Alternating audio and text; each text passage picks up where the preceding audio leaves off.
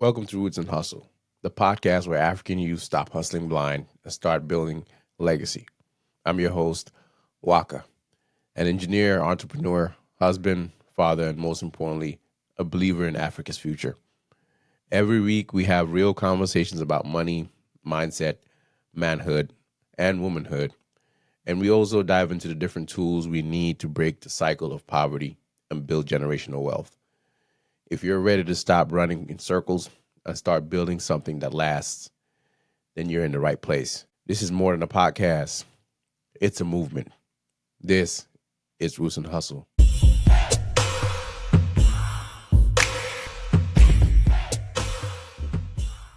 Let me ask you something straight. If someone promised you $10,000 today, but told you it will disappear tomorrow, would you take it? Most people would. And that's exactly why we keep falling for the quick money trap in Africa. And especially back home in Gambia, we see it everywhere. The young man who dives into Yahoo fraud because he thinks scamming online is faster than building a business. The brother who starts pushing drugs thinking it's just for a season, only to end up destroying his own community. The young woman trapped by fast money relationships, giving away their future for short-term survival. The guys risking their lives in the back way, convinced Europe is an instant jackpot, when most end up broke, deported, or dead in the desert or at sea. Quick money is a lie. It feels like winning, but it's really losing. It eats your time, your energy, your reputation, and at the end of it, you're left with nothing to pass on to your children, nothing to show for the years you wasted chasing smoke. Roots and Hustle is about breaking the mindset because if all we ever chase is quick money, we'll stay broke as a people. But if we plant seeds, if we build with patience, then we can create wealth that lasts for generations. So why do we fall for quick money? Let's be honest. Nobody grows up dreaming of becoming a scammer, a fraudster, or even a drug dealer. Nobody as a child says, one day I want to risk prison or death just to survive. That's not ambition. That's desperation. But desperation doesn't just appear out of nowhere. It is the result of an environment that keeps pushing young people into corners, where shortcuts start looking like the only way out. Poverty pressure. Many African youths grow up watching their parents grind for decades with nothing to show for it. Mothers selling in the market for 20 years. Fathers hustling with small jobs that barely cover rent or school fees. When you see that cycle every day, you don't want to repeat it. You feel like you have to break it, and fast. Poverty has a way of making today's quick fix look more urgent than tomorrow's consequences. Let's look at unemployment. Across the continent, youth unemployment rates are some of the highest in the world. In some countries, above 40%. That means almost half the young people can't find formal work. And the ones who do, many are underpaid, underemployed, or stuck in jobs with no future. This leaves a lot of idle time, wasted potential, and frustration. That becomes dangerous when there's no outlet for it because it makes quick money schemes look like opportunity. And then peer pressure. This is huge. You see your peers suddenly showing up with designer clothes, expensive phones, and cars they clearly didn't buy with their regular salaries. They're the ones getting the attention, the respect, even the envy. In many African communities, success is measured by what people can see on you, not what's inside your account or how stable your foundation is. The pressure to look successful makes shortcuts look normal, even when they're deadly. But then there's the false narratives. Social media has poured fuel on this fire. Influencers flaunt lifestyles that look glamorous but are often built on debt, scams, or purely illusion. Music videos glorify fast wealth, women, and cars, but never show the downfall that comes after. And because most of our schools never taught us financial literacy, many of us can't tell the difference between real wealth and fake wealth. That's why so many chase symbols instead of substance. The cost of chasing quick money. Here's the truth that nobody wants to say out loud. Quick money always comes with a cost. And the bill doesn't just hit you, it hits your family, your community, and sometimes even your nation. The personal cost is every shortcut looks good at the start, but when it collapses hard. With fraud and scams might give you a few months of glory, but when the law catches up, you spend years, maybe even decades, in prison. Drug money might buy you a car, but it also puts a target on your back. From police, from rival dealers, and from addiction itself. Even legal looking shortcuts like pyramid schemes or get rich quick online hustles leave you broke, embarrassed, and starting from zero again. The cost is your freedom, your peace of mind, and sometimes your life. Let's look at some of the costs when it comes to family. Think about this. Every African youth who goes down the quick money path leaves a hole in their family. Parents who sacrificed everything suddenly feel betrayed. Mothers lose their sons to the prisons or to violence. Siblings lose their role models. Wives and children are left alone because daddy thought he could beat the system. The tragedy, many of us say we're hustling for our families, but in the end, the shortcuts destroy the very people we claim to be working for.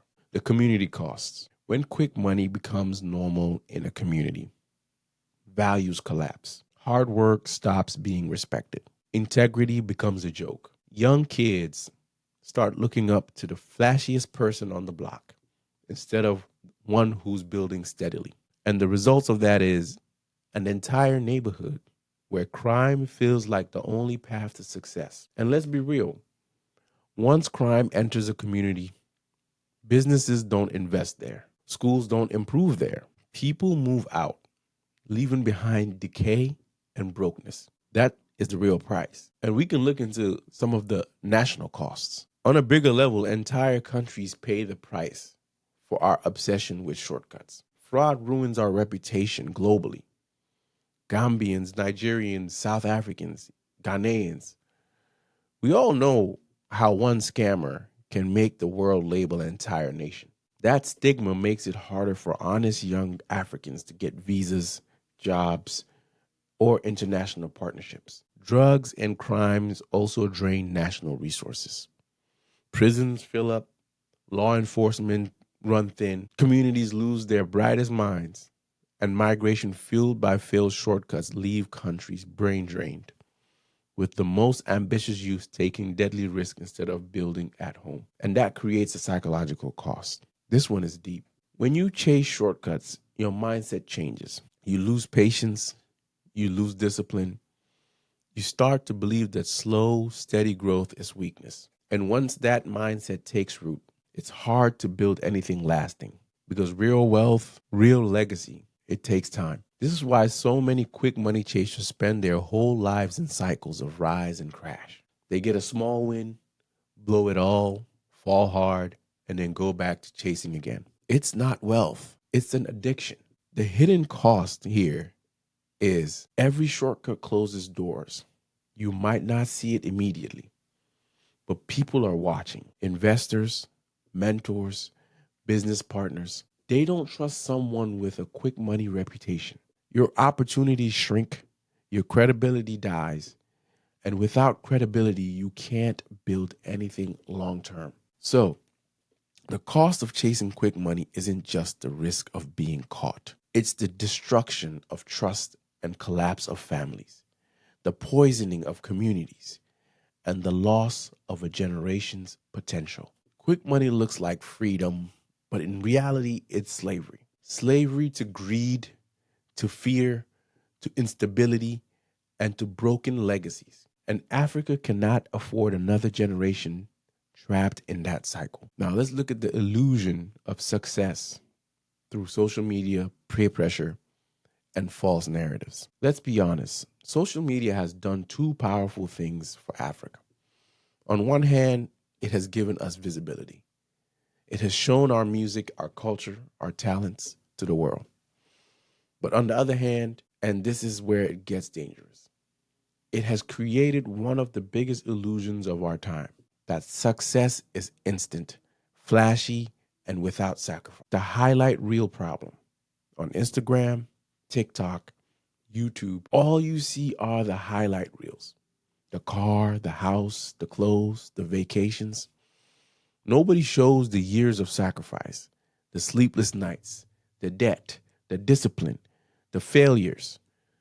So when our youths open their phones, they don't see the grind. They only see the shine. And that creates a dangerous gap between reality and expectation.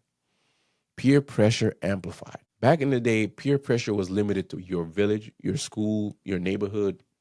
But now your peers are the entire world. A Gambian student scrolling Instagram is comparing herself to a 22-year-old influencer in Dubai. Or a young man in Sarakuna feels poor because a YouTuber in America is flashing sneakers worth his family's monthly income. That constant comparison builds pressure. And under pressure, people make bad decisions. Shortcuts, scams, fraud, drugs, just to feel like they belong in that picture perfect world.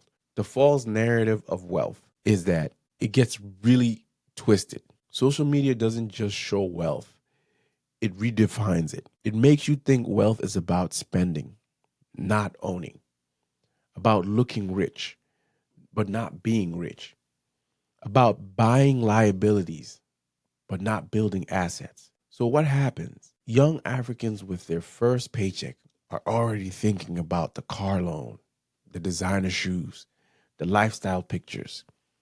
Instead of saving, investing, or building, we're tricked into consuming wealth, not creating it.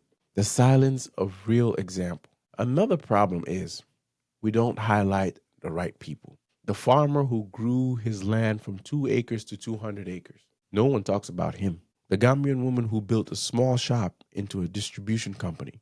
You don't see her on TikTok. The teacher who sacrificed to put 5 children through school.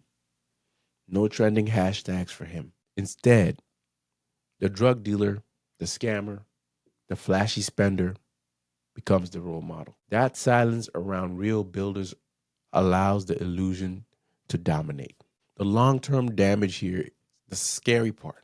The illusion doesn't just waste money, it wastes lives.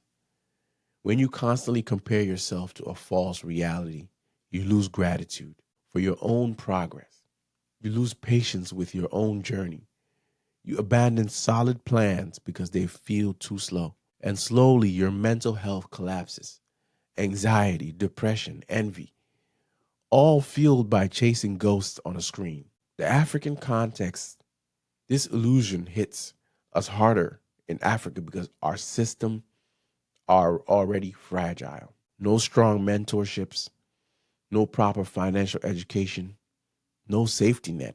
So when social media pumps false dreams into our minds, we chase them blindly. And unlike the West, where failure has some cushion, in Africa, failure can set you and your family back for decades. The truth we need to embrace, we have to break this illusion. Success is not a sprint, it's a marathon.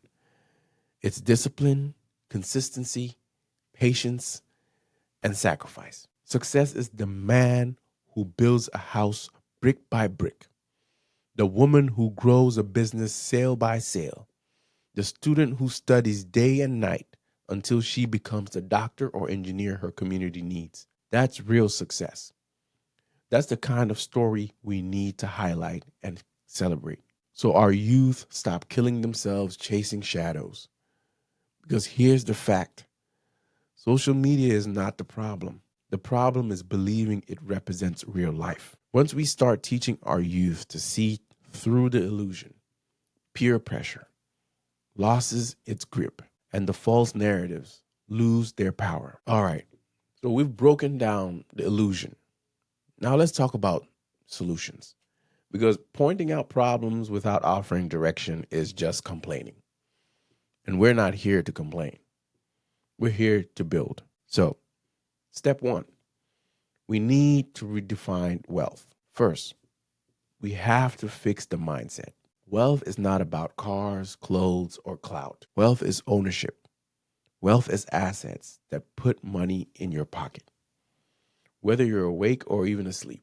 For Gambians and Africans, that means land and property that can be developed, rented, or farmed. Businesses that run even when you're not physically there. Building skills that can be monetized globally, not just locally. Creating investments, even small ones, that grow over time. Once we redefine wealth this way, everything else begins to align. Step 2, start where you are. Too many youth think they need $10,000 to start. That's the first lie. You don't need to be big to start. You need to start to be big. If you have a small farm, learn about greenhouses, vertical farming, or irrigation. Increase yield. If you sell groundnuts in the market, ask yourself, can I package them better? Can I sell to local stores? Can I brand and scale? If you have digital skills, graphic design, coding, teaching English, or even get on a platforms like Upwork or Fiverr, you can earn from anywhere. Start small, but start smart. Step 3, we need to learn financial literacy. This is where the silence in our homes hurts us most. Money is taboo. Parents never explain it. Schools never teach it. So we step into adulthood with zero financial intelligence. Some of us are scared of money, so we never invest. Others treat money recklessly, chasing quick pleasures instead of long-term gains. We must break the cycle. Every Gambian, every African youth must learn how to budget, how to save and invest, how to distinguish between assets and liabilities. We also need to know how compound interest works and how debt can trap or destroy you. That knowledge is power. And without it, you'll always be a slave to money instead of making money serve you. And step 4, delayed gratification. This is one of the hardest lessons. Real wealth requires sacrifice.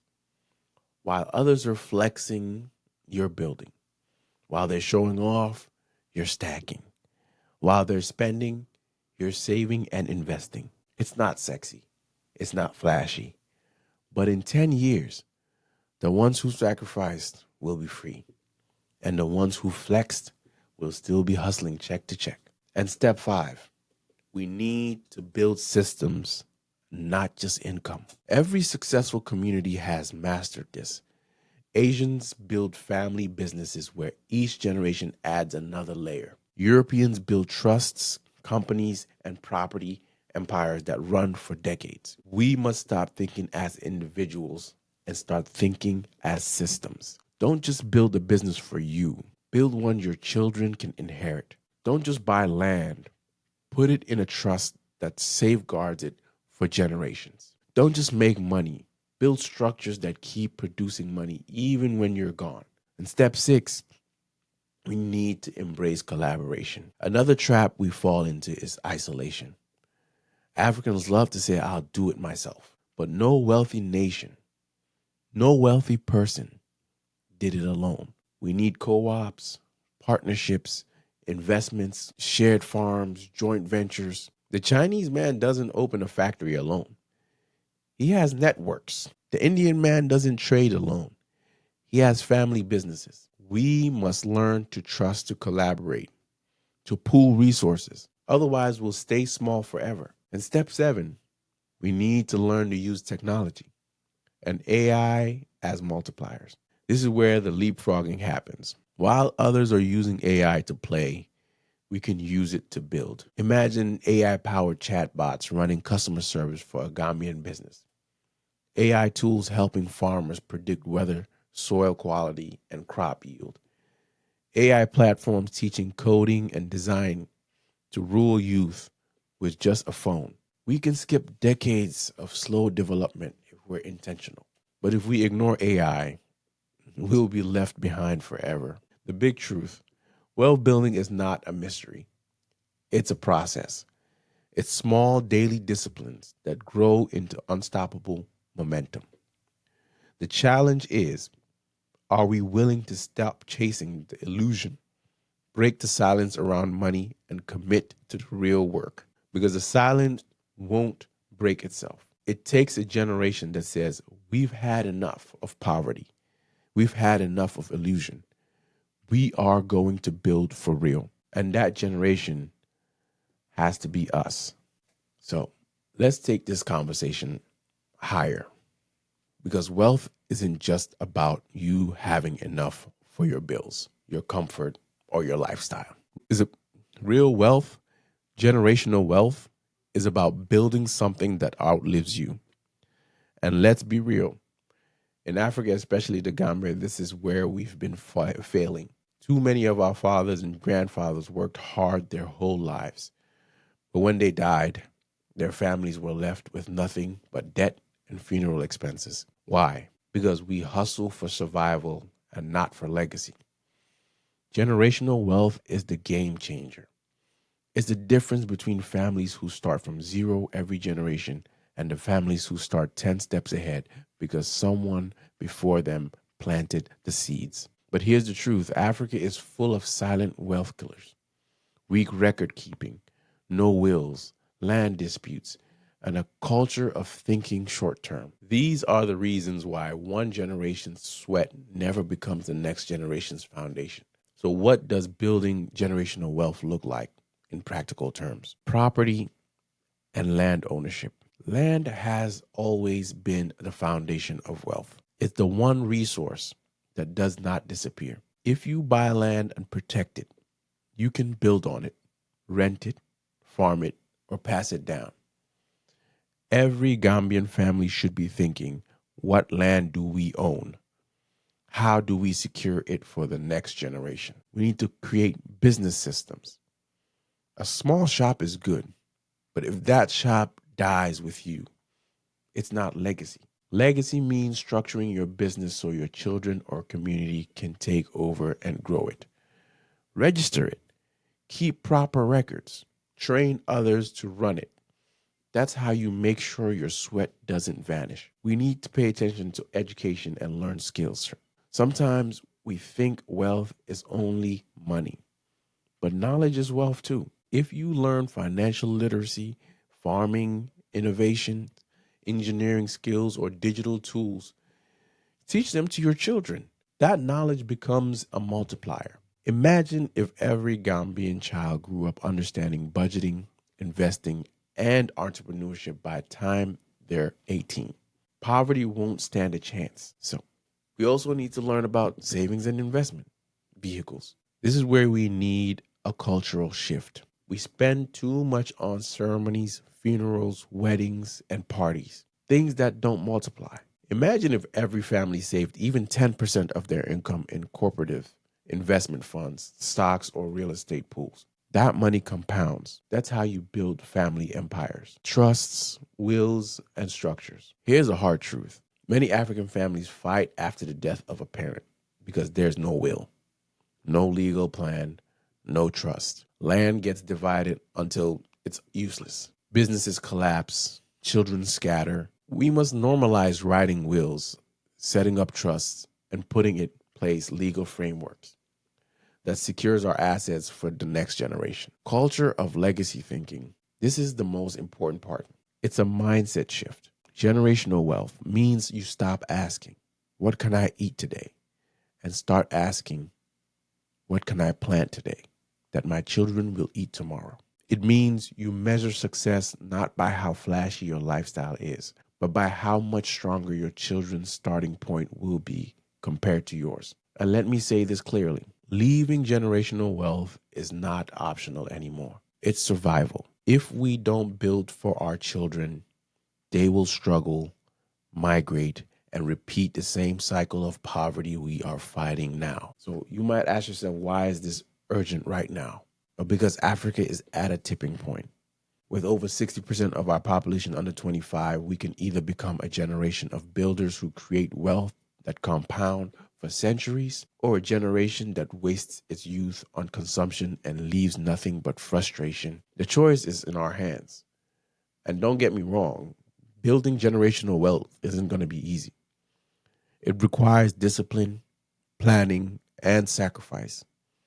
It requires saying no to shortcut pressure so you can say yes to long-term prosperity. But imagine this: 20 years from now, Gambian families controlling real estate in Banjul, Gambian-owned agribusinesses exporting across Africa, Gambian tech startups competing globally. Imagine children inheriting not poverty, but assets, businesses, and networks. That's not just possible, it's necessary.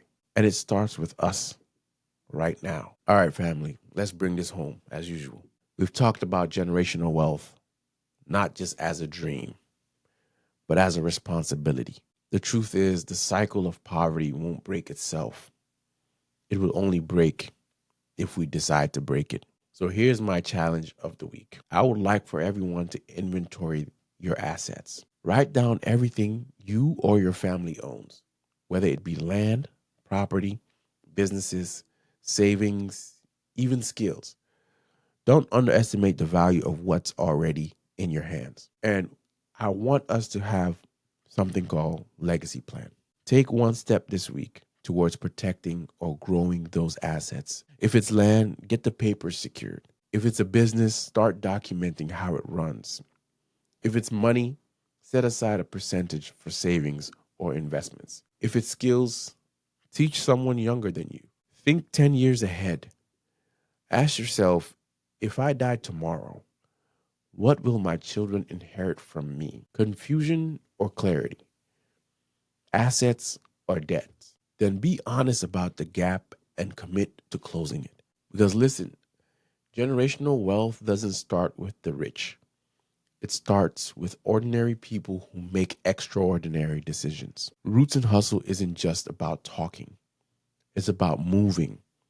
So don't just nod your head and to the episode and go back to your business as usual. Take action. If you found value here, share this with a brother or a sister who needs to wake up. Because the only way we build wealth as a people is if we do it together, family by family, community by community. This is Roots and Hustle. We don't just hustle for survival. We hustle for legacy. We hustle so our children don't start from zero. We hustle so Africa can finally rise and claim its seat at the global table. See you next Wednesday. Until then, stay rooted, stay hustling, and remember, your children are counting on you to build what they will inherit.